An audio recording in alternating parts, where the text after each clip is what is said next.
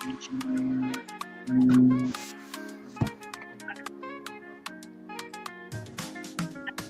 the clock strikes 7, the vibes alive. Inner circles here where voices thrive. Turn on your screens, let the magic unfold. Listening and healing as stories are told. Come one, come all, this is your time. No topics too tough, just heed the calls. From mental health woes to justice we seek. Together we rise for the strong and the meek. A safe space for all, let's lift every voice.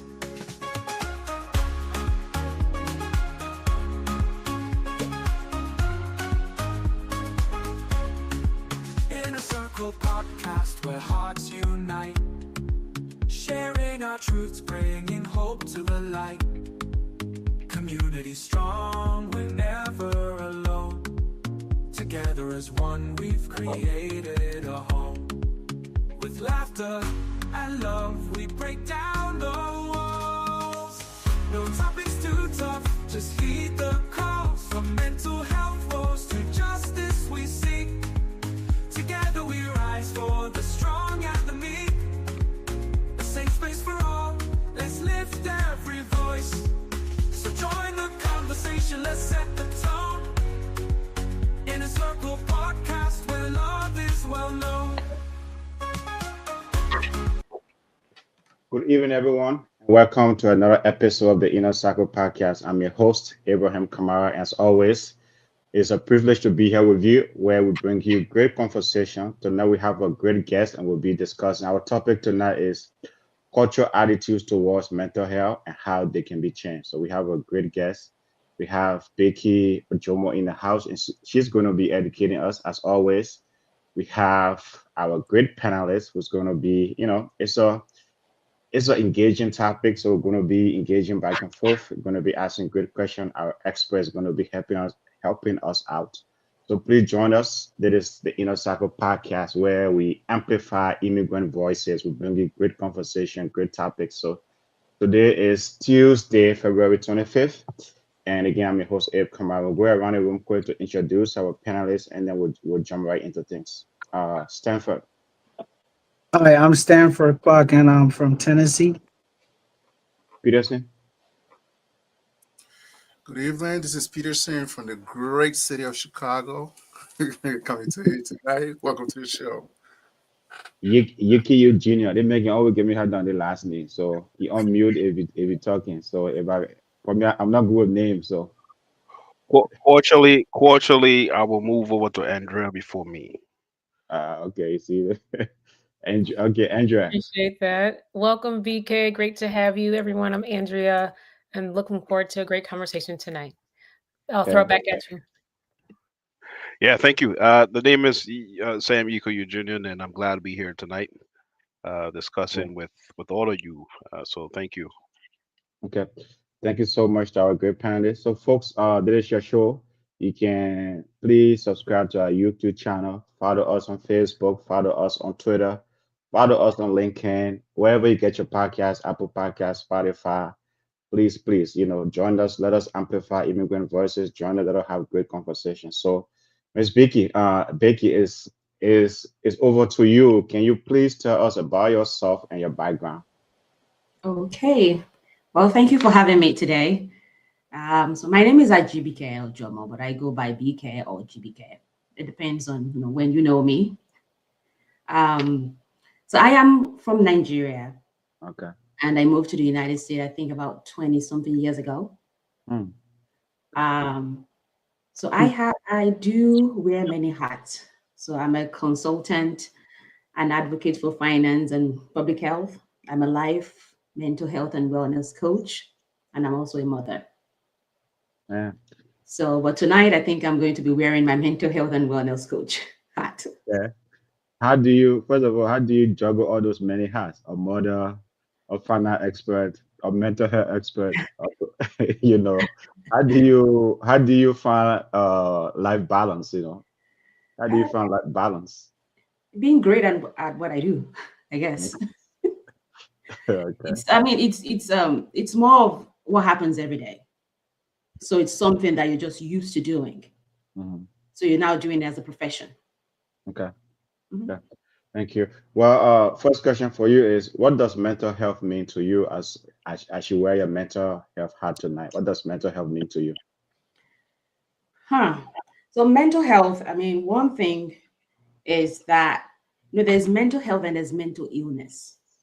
Those are two different things. Yeah. A lot of people nowadays just combine the whole thing into mental health. So mental illness is more about when you have like ADHD, when you have schizophrenia, when you have so mental illness. Yeah. And mental health is more of a wholesome body. Mm. When you're talking about your emotional health, your psychological health, your physical health, your social well-being, that's mental health. Okay. Yeah. And Okay. Go ahead. Yeah. Well, folks, to join the discussion tonight, you can call our number 817-600-1525, or you can put a comment in the chat if you have any question for BK.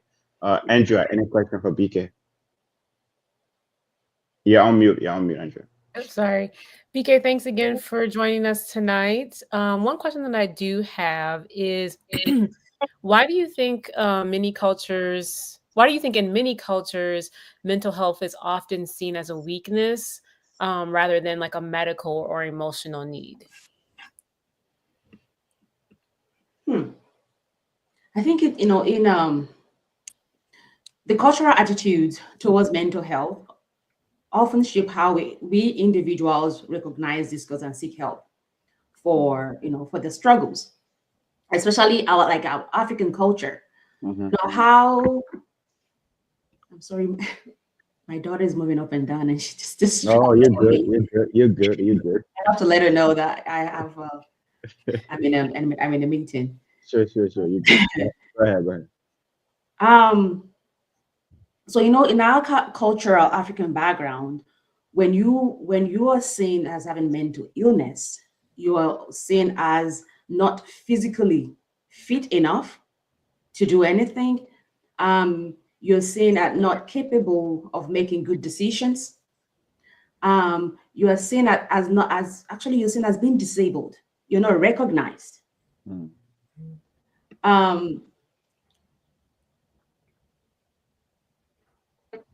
I'm from Nigeria, and I'm very sure majority of us kind of have a different, very similar culture.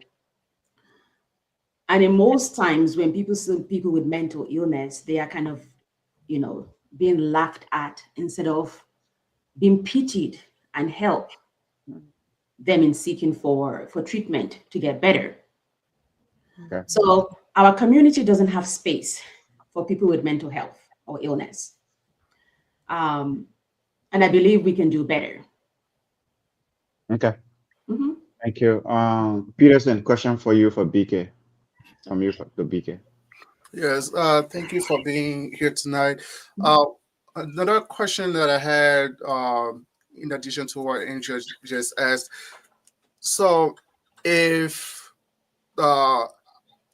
based on our culture or our background, especially the West African culture, if we do not recognize or differentiate between mental health versus mental illness, and most times people attribute that to like mental disability. So how can we differentiate between the two?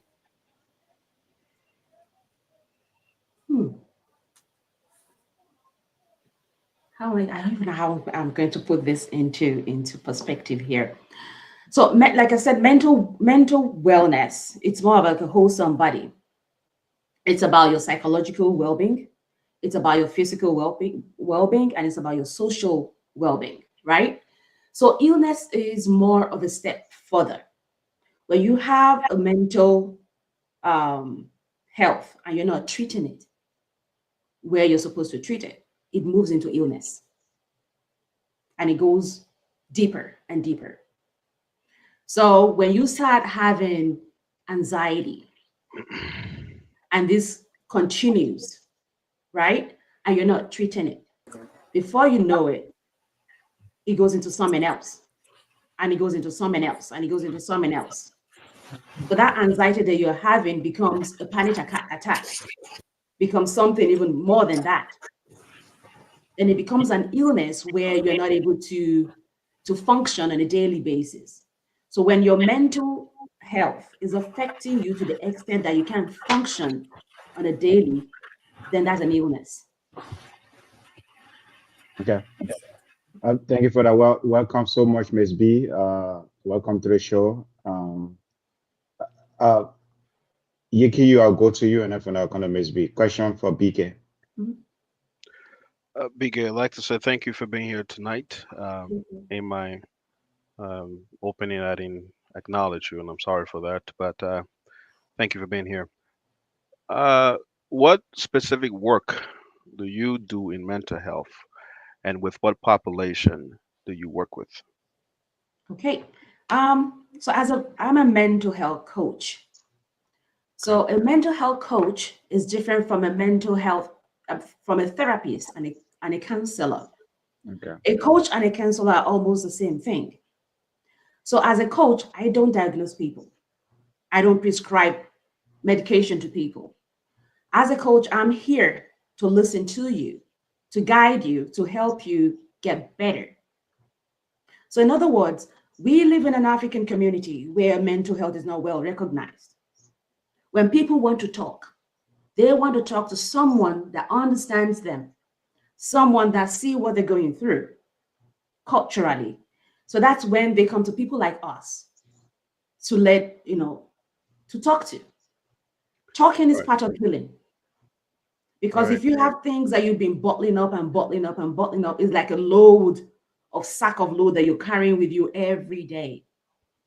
When you're able to talk about it, you're shedding them out. Right. So, and that is what the coaches are for, to listen to you, to help you, guide you to get better. So that's what I do on a daily. And most times I do work with people within our community, the African community, because I do understand them better. I've lived it to understand how they feel. And I'm able to use my experience as an example for them to help them get better. Okay. I just had to ask that question because I want to tailor all of my other questions to that, as in, in your capacity as a coach and not a mental health professional. Mm-hmm. And I will also caution all of my colleagues to do the same thing too tonight. Appreciate it. Thank you. Okay. Ms. B, question from you to BK. Good evening, everyone. I apologize for being a little bit late. It's your girl, Miss B. Happy to be here. Thank you and welcome to our wonderful guest. And I do like the clarification and distinction, but sometimes we might cross paths. Are you dealing with folks that you would consider having to deal with trauma, right? When you talk about coaching somebody to their mental health, are you looking at folks are you dealing with folks who are dealing with trauma? Those are part of it, but I do it with people that are at the early stage of it. Not people that are way deep into it on medication. So those are the people that I deal with. Maybe say early stage, like how early if someone starts, maybe like if I'm stressed or if I'm going through stuff, if I just need to talk. Something like that, yes. Okay. Yeah. So early stage is anxiety, stressed out. I'm going through something with my partner. He's not listening to me. She's not listening to me. I need someone to talk to. I'm going through something with my mother, or my father, or my parents. They're not listening to me. I need someone to talk to that will understand me better than they do. Oh, I'm having a problem with my kid. How do I address them? Because they're a different generation than we are. Those are questions that I deal with and talk to, or people that I do talk to. Okay.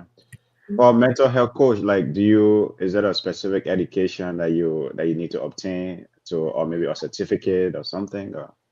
Not, I mean, yes, you do have to have a certificate, but you don't have to have a certain degree to be a mental health coach. Okay. Yeah. Anyone can be a mental health coach. Okay, it's time for a question from you to BK. Thank you so much, BK. Thank you for being here as well. You've been a mental health coach, and you've been doing it for quite a while now. What what specific educational program have you used in the community that has helped or have been more effective so far? When you mean educational program, can you rephrase that? Like Maybe I'll go ahead. Go like ahead. like you said, you talk about people at an early stage, like people having anxiety or people dealing with stuff at an early stage. Like, what kind of programs have you used or recommended, or what kind of resources have you recommended to them that you think have been more effective so far since you've been a mental health coach? Okay, 1 second. I'm trying to pull out a website here. So do you have a website that that folks can go Yeah, to? there's 1 second here.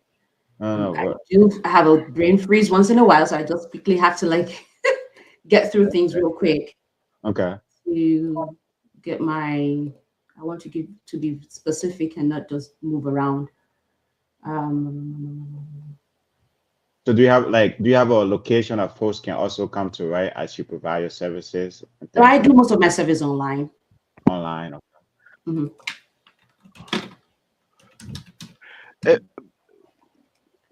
Mm-hmm.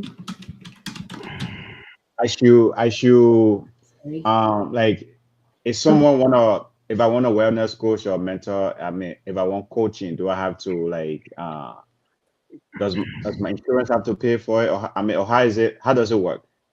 So most mental health coach or counselors, their service are not accepted by the healthcare provider. No. Insurance companies? No. No, it's private. It's private. Yeah, they're still kind of working on it right now to see how they can accept coaches through insurances. Okay. So the website I was looking for is NAMI. So can I follow up with that real quick? So if I work for like Delta and they want to provide me therapy, would that be a level of form of payment, like a private corporation paying for their staff? Okay, what can you say? So if I work for Delta Airlines and the services that they provide is access to therapy. Therapy is not necessarily under my health insurance. It's an additional benefit that my company my employer wants to provide me. Is that something that you would honor, or are you an option for that type of program? Since I am not under insurance, I wouldn't be an option. There are counselors that are within networks that do get paid. They're kind of like therapists, but at the same time they do counselor work. So those people get paid on their insurances. But someone like us, we charge you on a private level. So some companies do accept that and some don't to pay. Okay. Okay. So back to Stanford question then, as you are looking for the website, right? Is it like the website go ahead. Yeah. Go ahead. No, go ahead. If you have the answer, then we can, Yeah, the website that I do refer people to a lot is NAMI, National Alliance for Mental Illness. Okay. So they have a lot of education. They have a lot of resources in there. Okay. That people can go to and find for youth, for adults, for a lot of things. So if someone reach out to you for a mental health coach, is that maybe like, hey, what can I do to learn about mental health? Whether it's mental illness or mental health? Then I would design like not really a program, but I will send a paper to them, and I will put all the links on where to find this, what answer to this and this and this, guidance and resources. Yes, I would design a program for them and send it to them. Okay. After the consultation with them. Okay. Peterson, question from you to BK. Yes. One question I had. I don't know if you kind of alluded to that a little bit. Do you work or do you collaborate with any clinicians to say if somebody goes to a mental health therapist and the thing like maybe your services might be better suited for that person, do they refer them to you? No. Okay. So as a coach, I'm like the beginning of the whole thing. Like if I sit with someone and I think that person need much more professional help, then I have to be the one to refer them to the doctor. I can't refer them to someone I know. It have to be someone within their network. If they already have a doctor that they deal with, the doctor will have to refer them to therapists that they know within their own network. So I refer them and let them know, hey, you have to visit your doctor. And here is what you have to say or tell your doctor that you want to talk about, your primary doctor. So if you encounter someone who you feel you are coaching and then you feel like, hey man, it's like, I mean, there's above coaching, that's when you kind of refer them. You are the one doing the referral, basically. Yes. Okay. Andrea, question from you to BK. Hi, BK. One question that I do have is, what advice would you give an immigrant who is struggling but feels ashamed or afraid to seek help? So what advice would you give in that situation? Well, I'm just gonna have to let them know, hey, seeking permission or seeking professional help is not a sign of weakness or failure. In many cultural community, admitting struggles is seen as a lack of resilience, right? So I would just let them know to seek a doctor's advice or seek a physical therapies or mental therapies first, and they should just go with their guts. Don't listen to anybody, because if you go and start asking people, should I go to this person or should I do this or should I do that, sometimes advices from people will kind of distract you from going to a professional that you need at a particular time. Okay.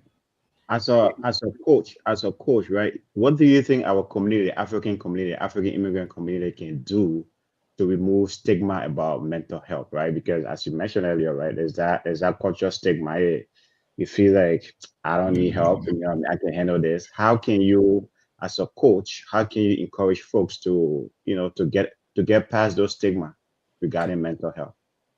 The number one thing is just accepting the fact that you have a problem. If you don't think you have a problem, it's going to be hard for someone to tell you, I think I noticed these things about you. I think you need help.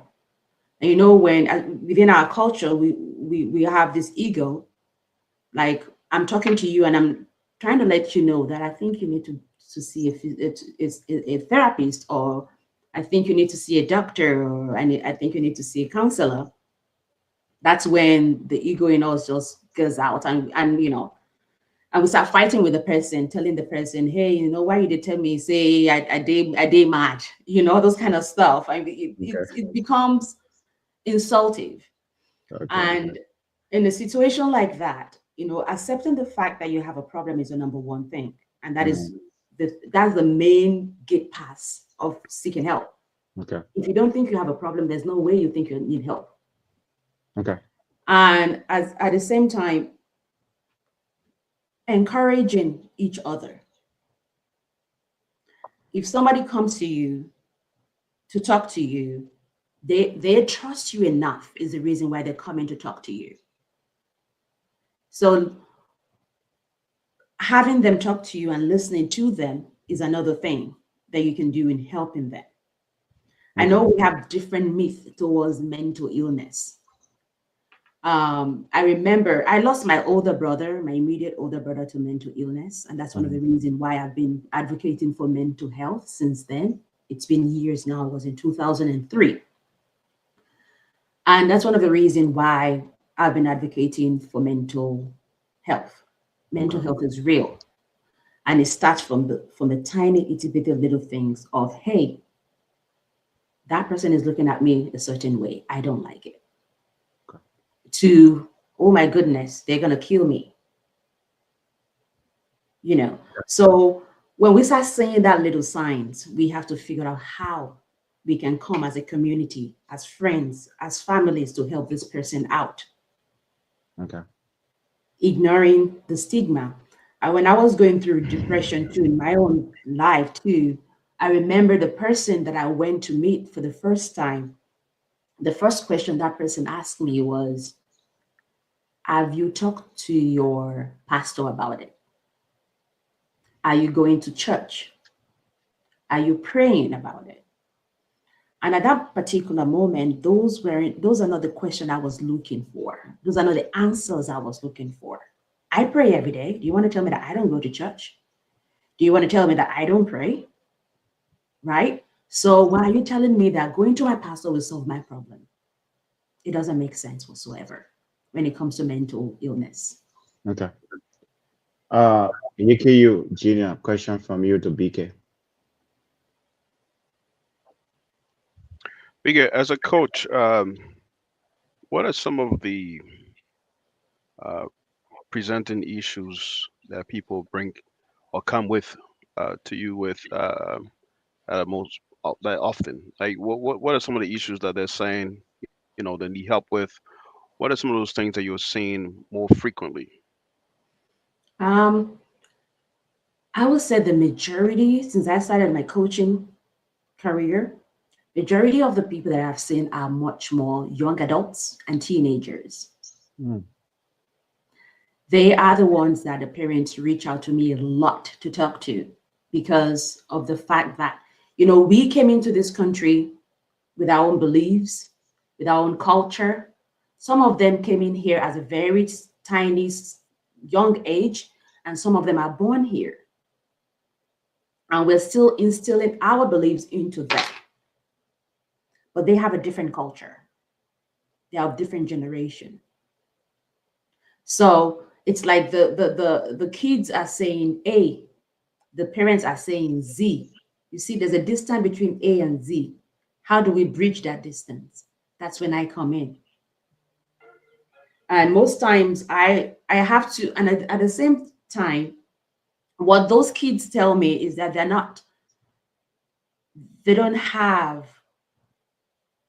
don't feel like talking because they don't trust people like us that are maybe friends to their parents or friends to the community, because they don't want us discussing their problem with their parent or whoever it is, because we are of the same community.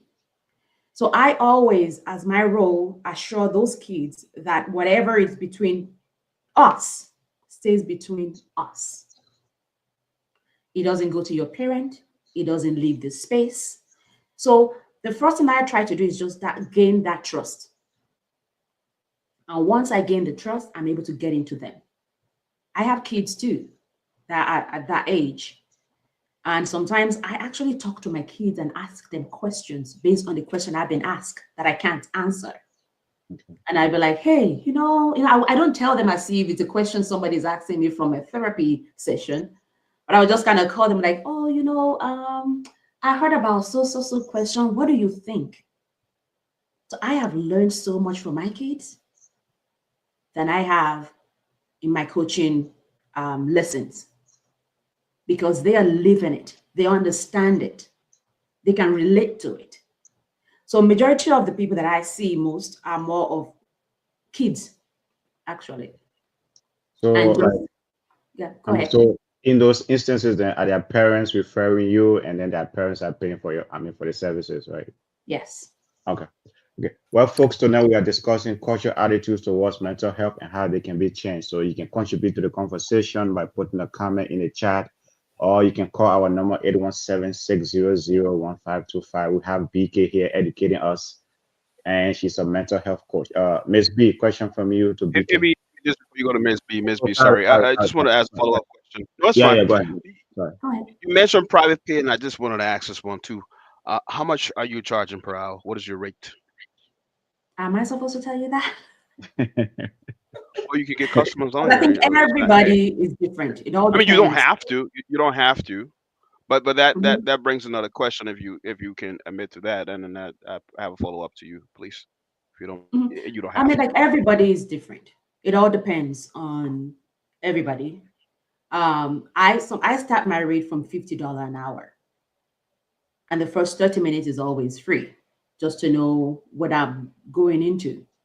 If it's going to be a coaching where I have to follow up, maybe like 6 month follow up, then I have to figure it out with the parent on, okay, here is my charges. Here's how many hours I think I can see this kid in a month. But if it's going to be 6 months, then here is what I can give. Here's a package that I can give to you. And that is how I deal. And some counseling is just probably just once, and the kid doesn't want to come back to continue. Or, and some I've had kids that I've been good friends with for years now because of my coaching with them. Right. And so is most of this work done in their environment, or is it done in your space you provide? Most times I do my stuff online, or sometimes we meet at a coffee if it's within Minnesota, within Minneapolis, that we just kind of meet at the coffee place. Or I just take them to a place where I know there won't be distractions, where I know they can be free to talk, which will be way away from their parents. Because sometimes talking to them on Zoom with their parents in their own house is still not safe enough for them to talk. So I have to find a space where they are out of that space where they think they are safe to talk to them. Okay. Appreciate that. Thank you. Okay. Ms. B, question from you to BK. I was interested in your age range for your kids that you're providing services to, one, and then two, what are some signs? What are reoccurring themes right now in these times that are going on that you're hearing from the kids that we could look out for as parents? Okay, thank you for that question. There used to be this organization that I was working with. I didn't sign up for a new term with them. And I do kind of mentor middle school and high school girls before. So most of the age range that I deal with at middle school and high school and young adults, within probably 15 or 14 to 23, 24, 25. Yeah. Okay. And I have adults too that come in just to talk, just to wind down their brains too. So do you work with local schools, like school districts and things like that, if we are working with those ages? And those organizations, they have connection with them? So I work with the district through the organization, not directly. Okay. Mm-hmm. So the organization assigned me to them. So they have like 30 minutes. There's an hour within the school. Is it a recess hour? I already forgot, but there's a 30 minutes that is assigned to them within the school minute every Friday to just do that little mentoring. Okay. Like, what impact do you think have your coaching had on like those ages, right? Is it having on a community? Is it a real difference? You will be surprised at what you hear from these kids. Okay. There was a kid that I talked to. She's 16 years old. She already had 2 kids because she is where she was being placed. She was molested twice. Right. And the 2 times that she got molested led to pregnancy. This is a 16-year-old girl. So imagine how, and she was, I can't remember what happened that then. I was trying to let her know, I didn't see you in class last week or 2 weeks ago. What's going on? And she goes, well, I have to go to work. I have to feed for my kids. This is a 16-year-old girl. That chattered all my being, right? So you'll be surprised at what you hear, stories you listen to, and how these kids are so engraved into their belief. It's like they don't want to talk to people. They don't believe that you're going to help them. They don't believe that, they don't trust anybody. Okay. So it's a lot. Okay. Peterson, question from you. Go ahead. I'm sorry. I didn't. Go ahead. Ms. B's question to answer your question.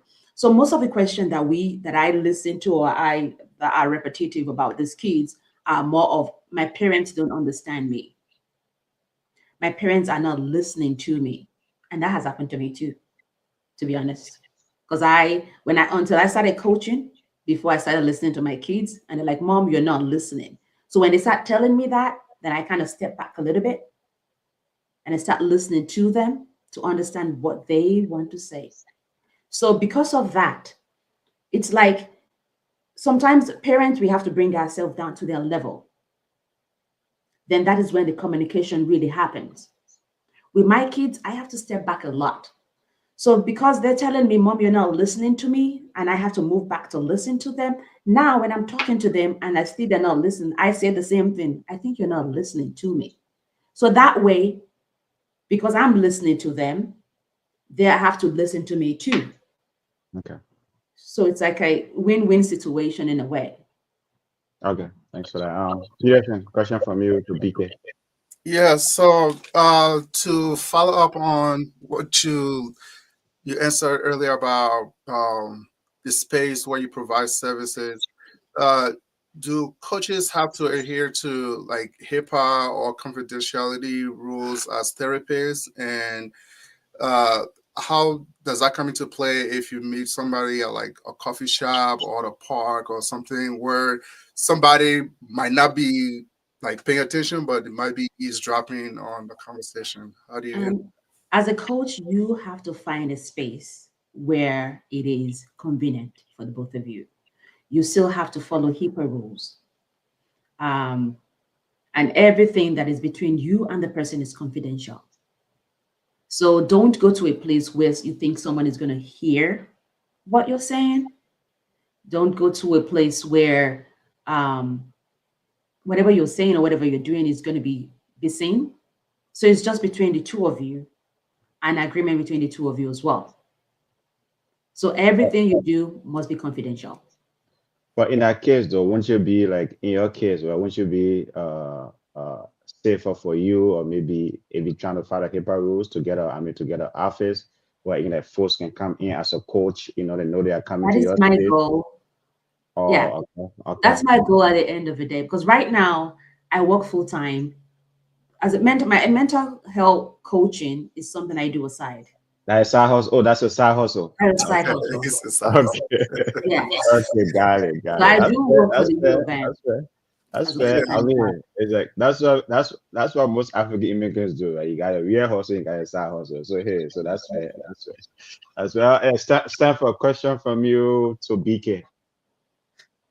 Thank you so much. I'm learning a lot here tonight. So I got a question, right? Since we're talking about like the cultural attitudes and towards mental health, and you mentioned you distinguish between mental health and mental illness for us. That's something I've already learned here.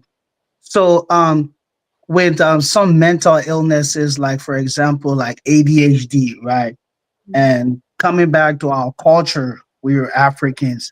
Um, how do you distinguish between that? Like, cause someone with ADHD, and as it relates to our cultural beliefs, somebody might think like it's some people, most people attribute like some mental illnesses to like spiritual or supernatural forces, especially in our African culture.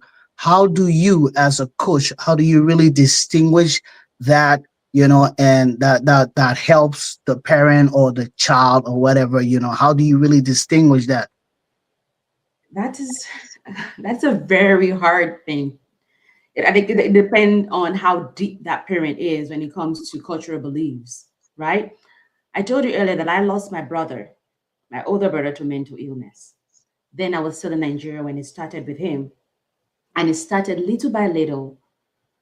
But, I lost my dad. I've lost both of my parents.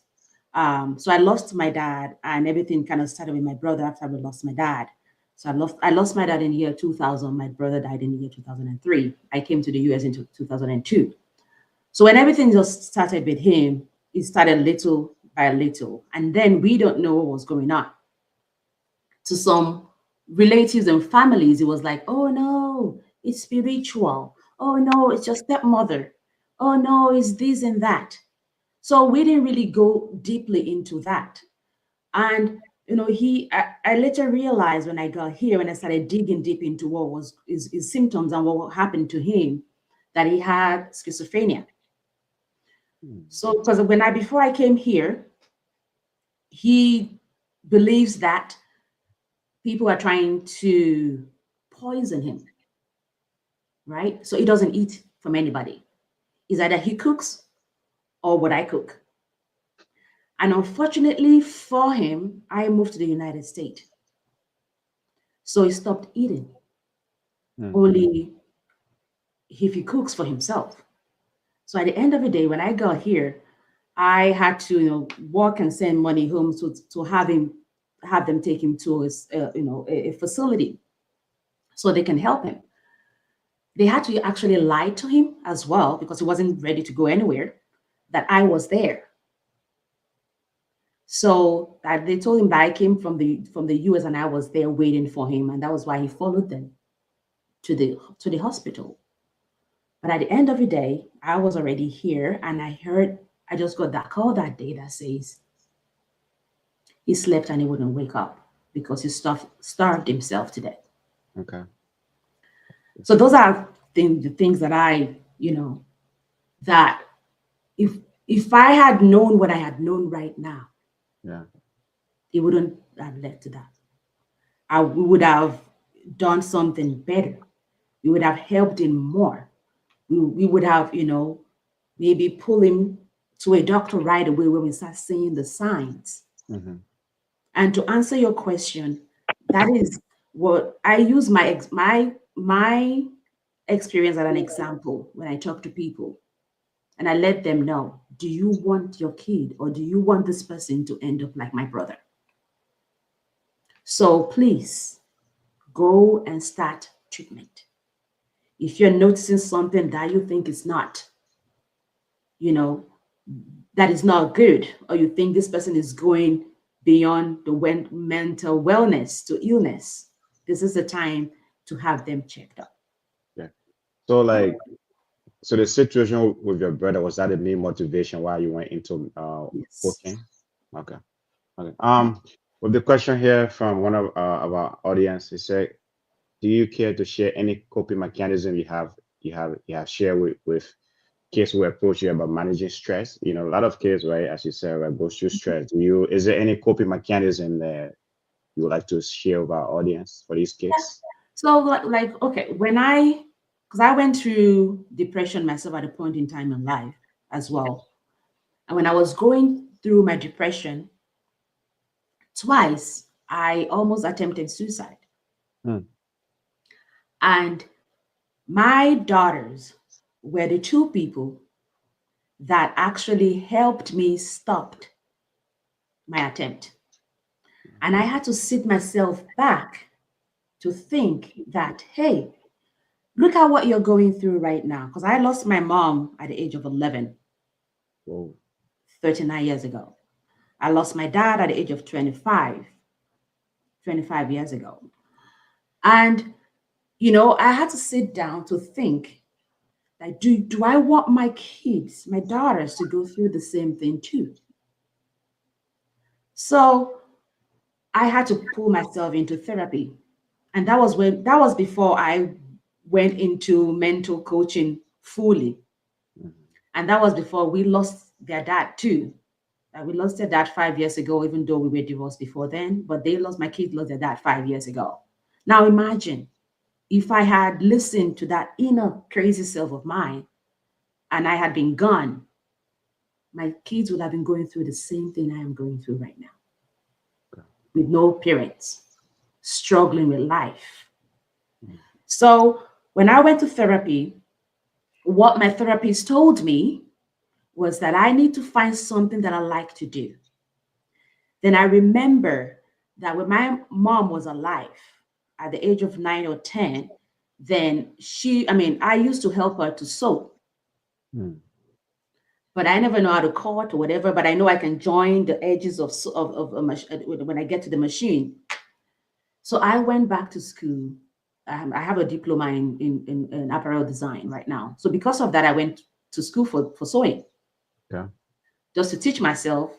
And that process was a distraction that I used in getting out of my depression. Mm.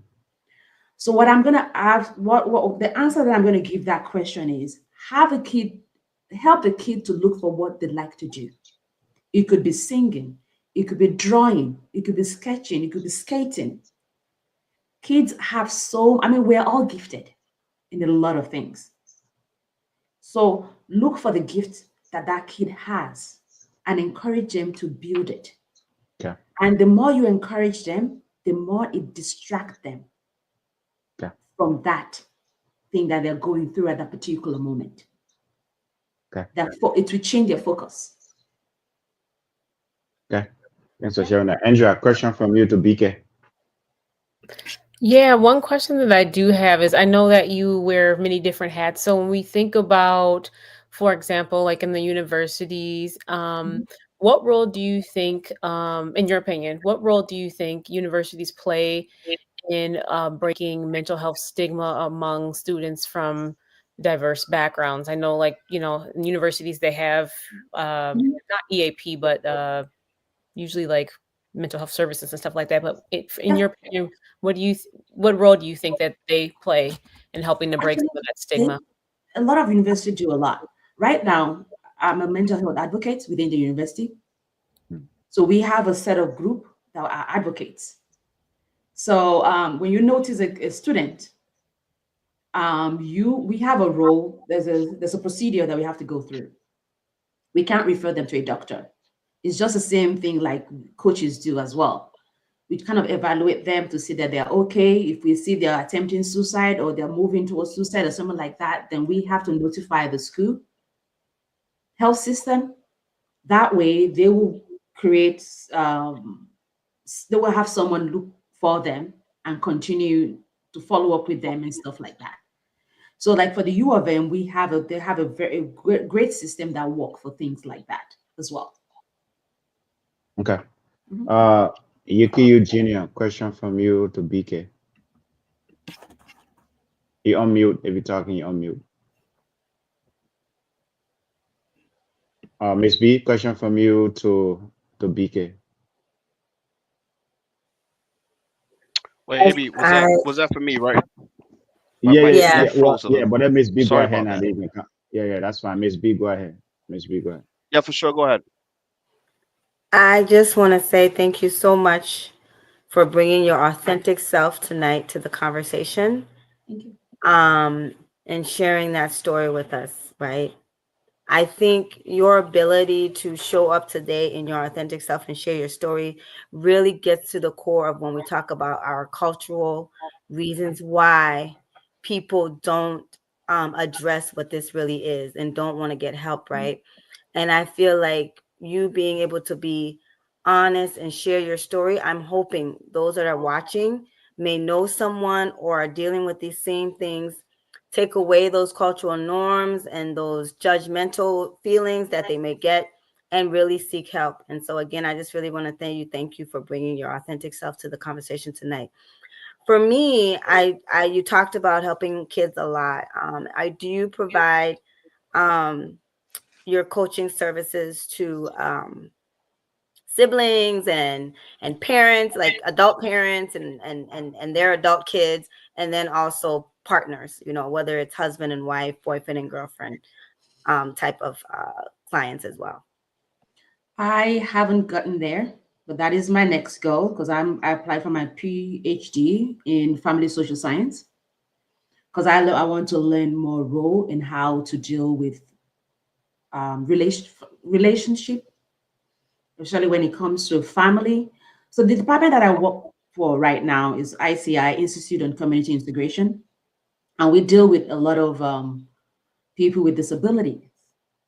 So, when you realize your kid has autism, there's a lot of emotion that go through that process. You get, sometimes it leads to a mental health problem within some parents. And sometimes it actually divides families.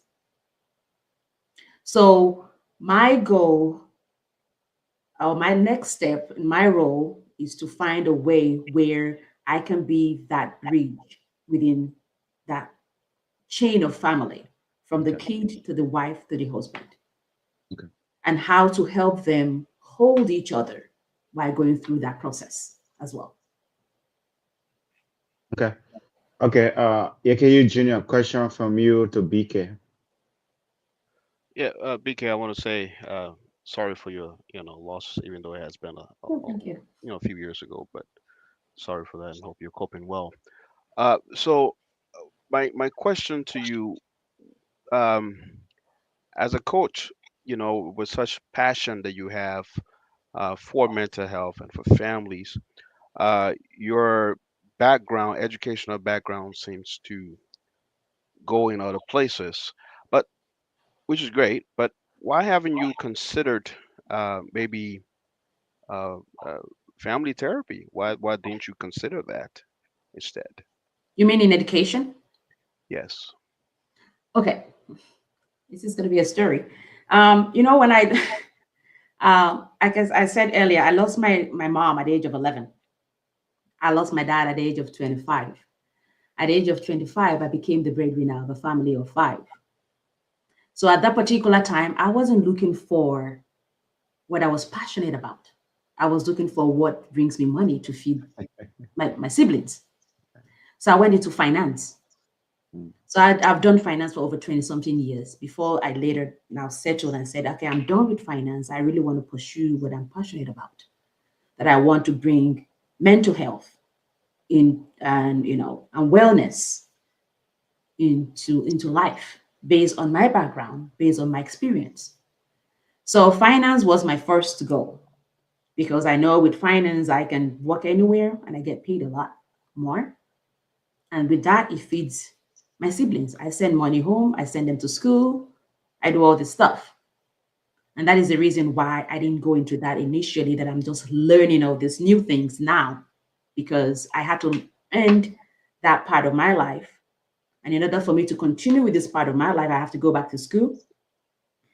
I got an admission as my MBA admission in 2004 at the U of M, but I got pregnant with my first daughter and I couldn't go.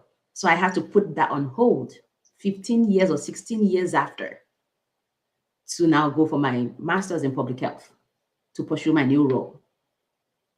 So that was the main reason why I didn't follow this particular path, that I had to go through the path that feed me and feed my siblings for a very long time. Right.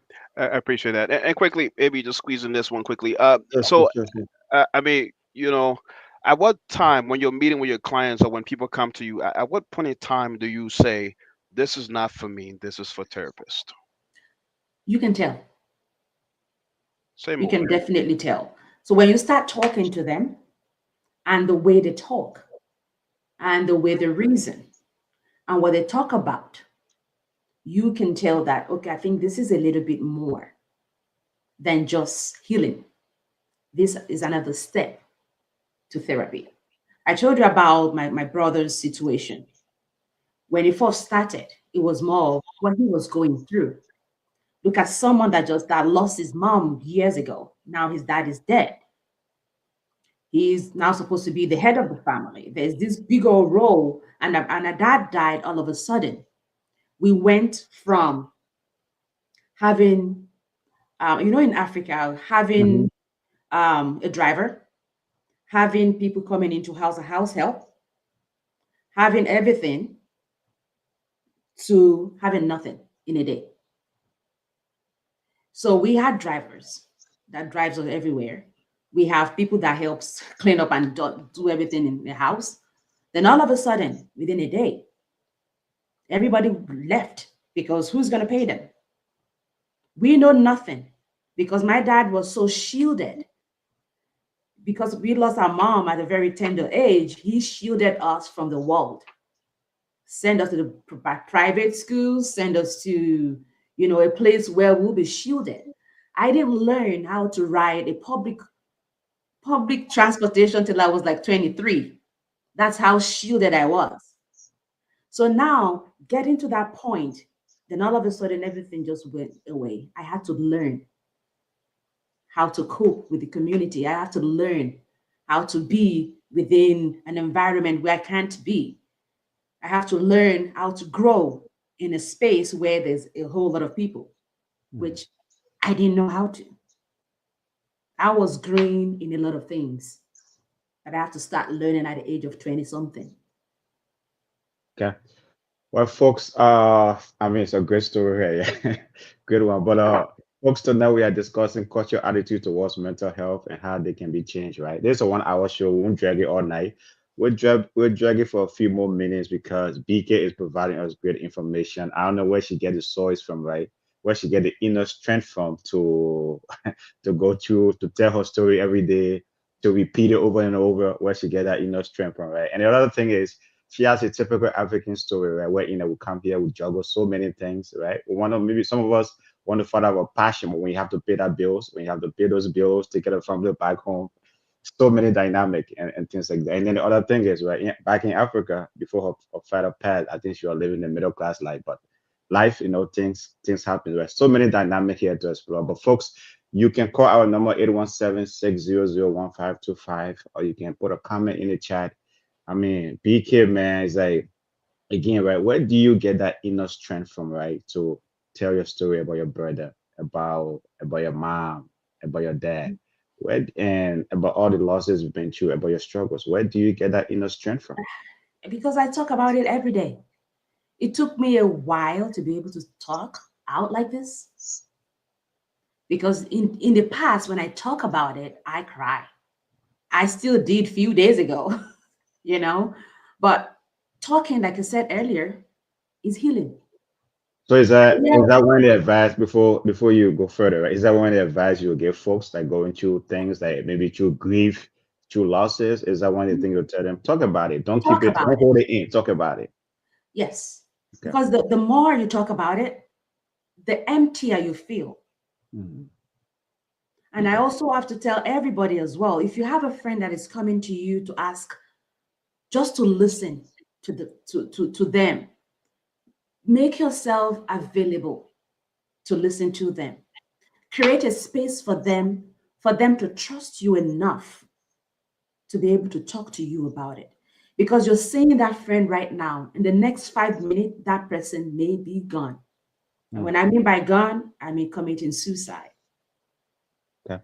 So you don't know what you're listening to them talk we do in their life. Okay. Peterson, question from you to BK. Yeah, BK, I really want to say that I appreciate you coming here tonight, and as Ms. B said earlier, being authentic and telling your story in an honest way.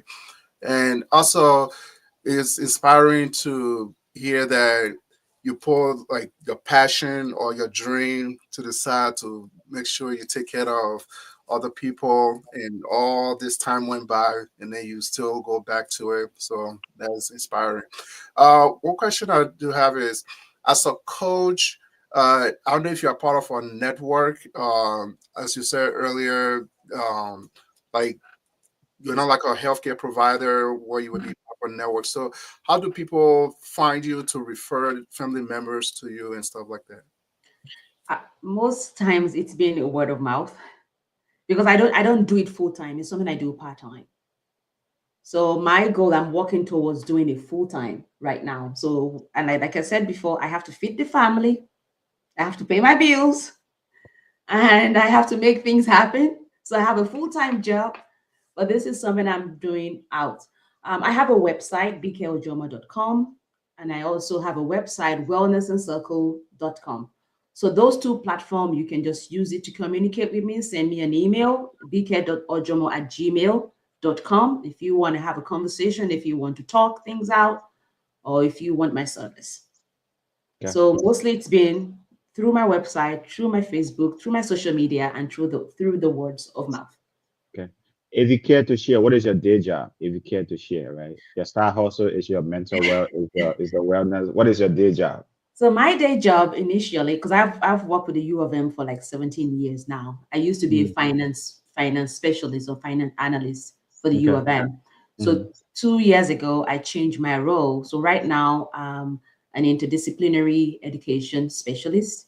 So Okay. I coordinate. I have a certificate in project management. So I coordinate programs. So there's a program I coordinate right now called MN Lend, Minnesota Leadership Education in Neurodevelopmental Disability. So this program teaches leadership roles for incorporating disability into a daily life. Because like we are talking right now, mental health is also like disability, is a form of disability.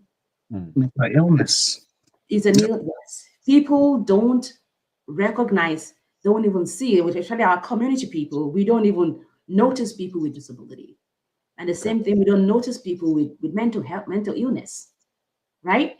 So that is the same thing. So this program is just to create more awareness, to see how professionals can incorporate people with disability into their daily life, how people like us can incorporate disability into their daily life, and how we can recognize disability in our shared environment. Okay. Well, folks, as I said, right, it's a 1 hour show, so we won't drag it all night. We're about to wrap things up here. BK is providing some great information. So, Stanford, last question from you to BK as we wrap this up. BK, I don't know how much to thank you, like Ms. B said, for being so authentic on here tonight, and it's you doing this is one of the changes in cultural attitudes, like when we talk about mental health, where you have people to share their stories and talk about it, out there so other people can hear, and feel like create that little safe space and be like, okay, if I know BK and she can come on a public platform and share her stories, I mean, I think I can start a little bit by sharing at home, and I really appreciate that. I really, really do appreciate that. My last question is, how much impact do you think that social media has on mental health or mental illness in our society? A lot. It's a whole lot of impact because after COVID-19, a lot of people are coming out to talk about their mental health status, especially celebrities and people that, a lot of people look up to. And I think that has really opened the door and the window to have people come out as well. And they've been encouraging people to seek help. So there's a strike in the past few years or in the past few decades of more people seeking help when it comes to mental illness than it was a decade ago.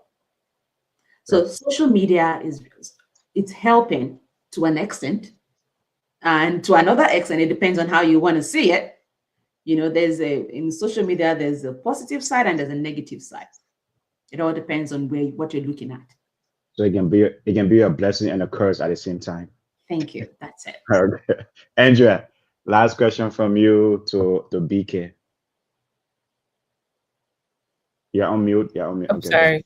BK, thank you so much for taking the time to chat with us today. And thank you for sharing your stories. My last question I have for you is, how can community leaders or even educators or even professionals better advocate for mental health awareness in immigrant communities, in your opinion? In my opinion, I think we as a culture, respect always comes at the most top of our being as an African people. And I think the community leaders, the pastors, the imams, our community leaders, they have a voice that overrides a lot of voices. So if those people can stand out and talk about mental illness and mental health, people listen. Some people listen to them that they do their parents. Some people listen to them than they do any other thing. So these people, these community leaders stand as that voice that could help continue to grow or continue to encourage people to seek help when it comes to mental illness, and as well as share resources and information to people about where to go and how to go about mental wellness. Okay. Yeke, your last question to BK. Yeke, you on mute, you on mute. You on mute. All right. Okay, okay. Okay. Go ahead. Here we go. Can you hear me now?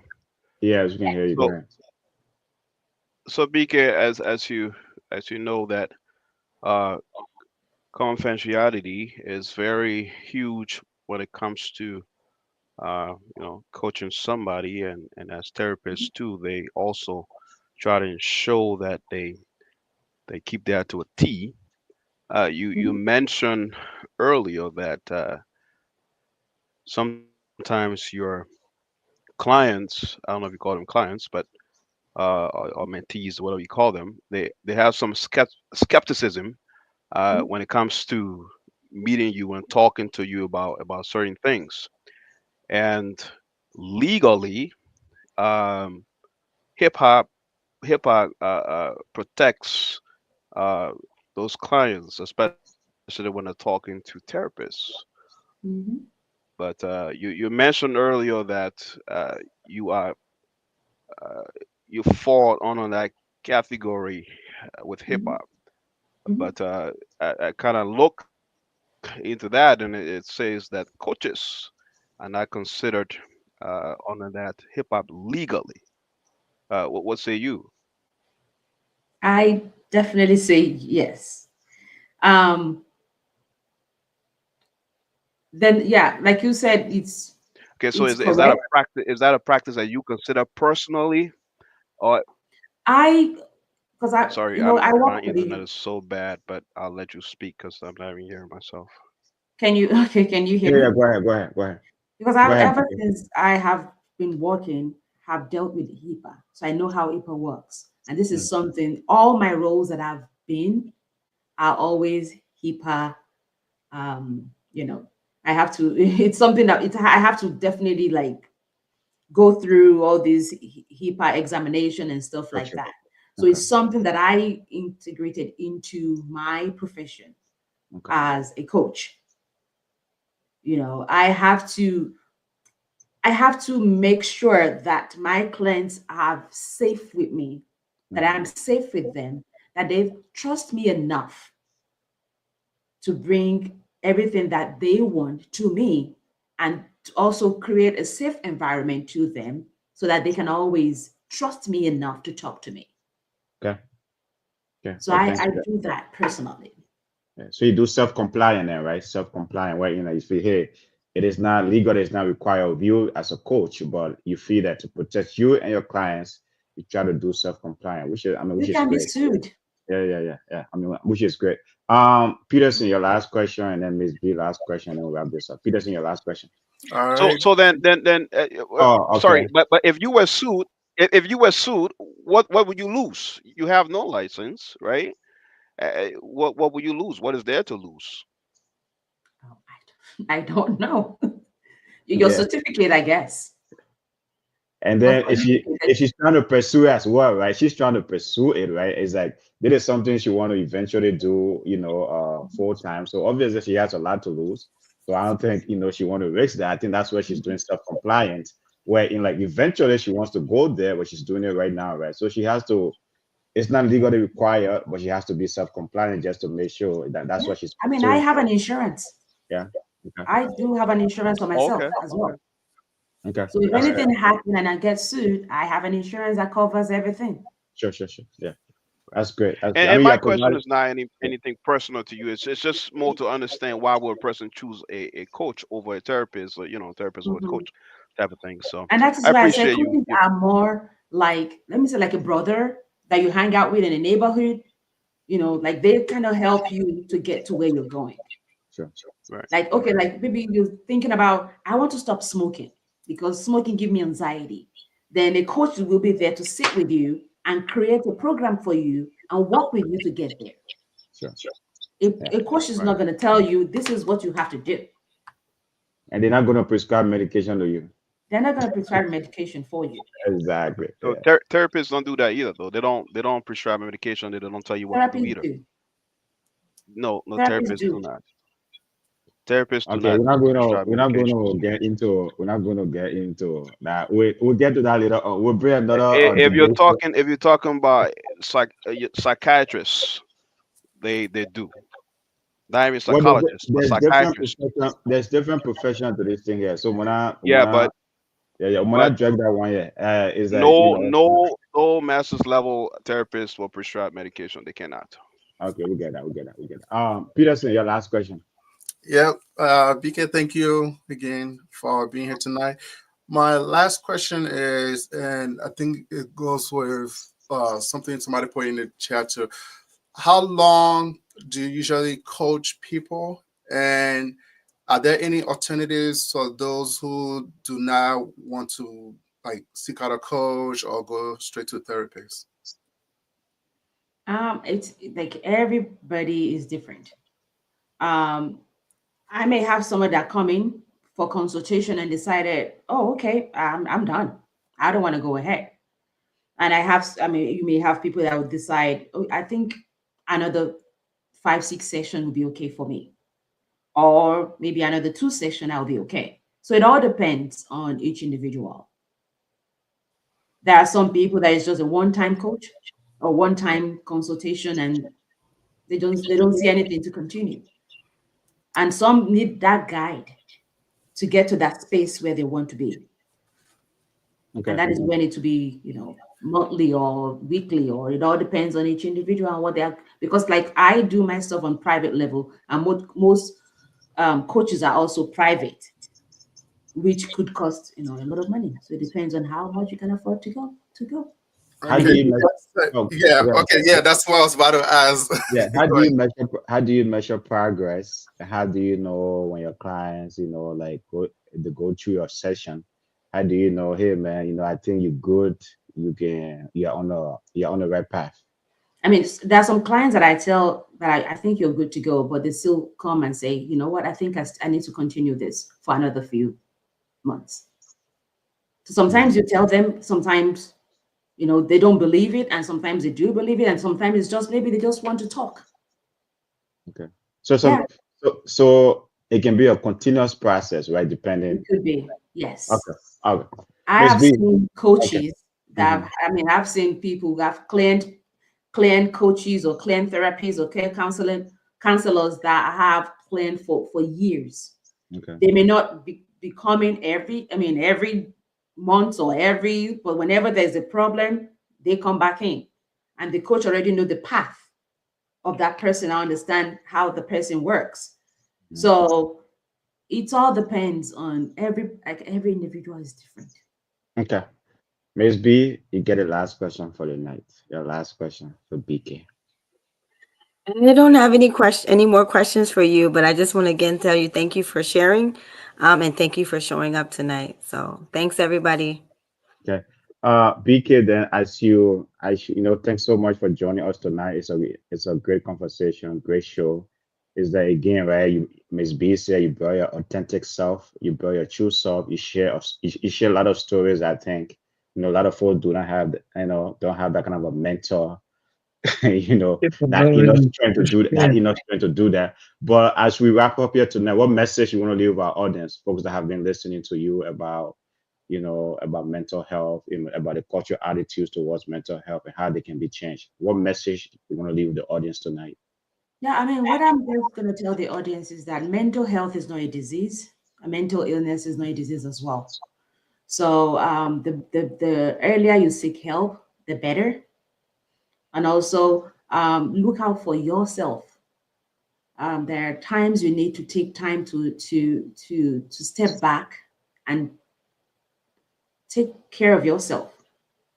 Self-care matters. Your mental health matters.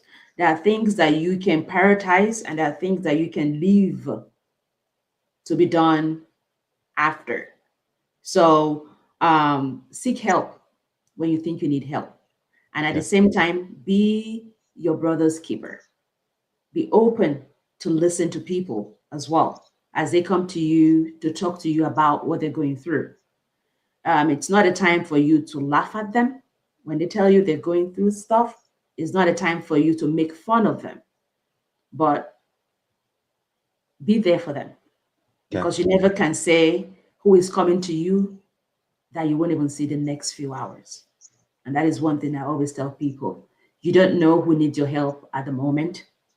So always be available to help. Okay. Well, with that, BK, thank you so much for coming on tonight. We really appreciate your time, and we hope you can come back here, right, to keep, to provide some great education for us. So thank you so much, and folks have been listening to us. Thanks for having me. Yeah, thank you. Thank you so much, BK. Tomorrow, folks, we're going to be here discussing prenup. So we hope you can join us at Miss B. As I said, it's the month of love. Tomorrow is the last one. We're going to be discussing prenup tomorrow. So we hope you can join us. And Thursday, we'll be back here with another, it's mental health again, right? And is it mental health, folks? Right? We got 2 mental health topics this week, something like that. So, folks, thank you so much for joining us. But tomorrow, man, we're going to be discussing prenup. If you don't have prenup with your wife or with your girlfriend or something, hey, tomorrow come and listen to Miss B as we discuss prenup. So thank you so much, folks, and good night. Good night. Thanks so much for joining us. Good night. Good night.